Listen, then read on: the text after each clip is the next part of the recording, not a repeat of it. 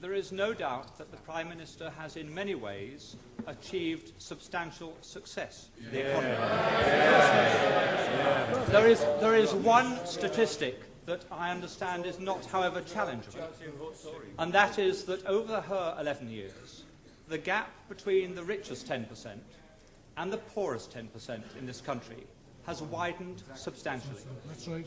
How can she say at the end of her chapter of British politics that she can justify many people in a constituency such as mine being relatively much poorer off, much less well-housed, and much less well-provided than it was in 1979? Surely she accepts that is not a record that she or any Prime Minister can be proud of. Mr. Speaker, all levels of income are better off than they were in 1979.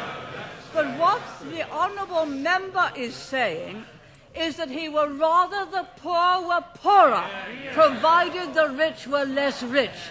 That way you will never create the wealth for better social services as we have. And what a policy!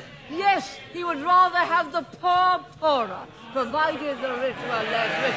That is the Liberal policy. Yes, it came out. He didn't intend it to, but he did. I give way to the honourable gentleman. I'm extremely grateful. The Prime Minister is aware that I detest every single one of her domestic policies and have never hid that. And I think that the honourable gentleman knows that I have the same contempt for his socialist policies as the people of East Europe who have experienced it have it for theirs.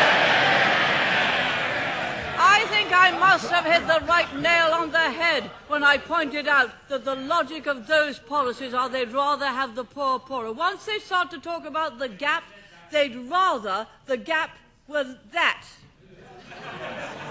Down here. That. Not that. But that.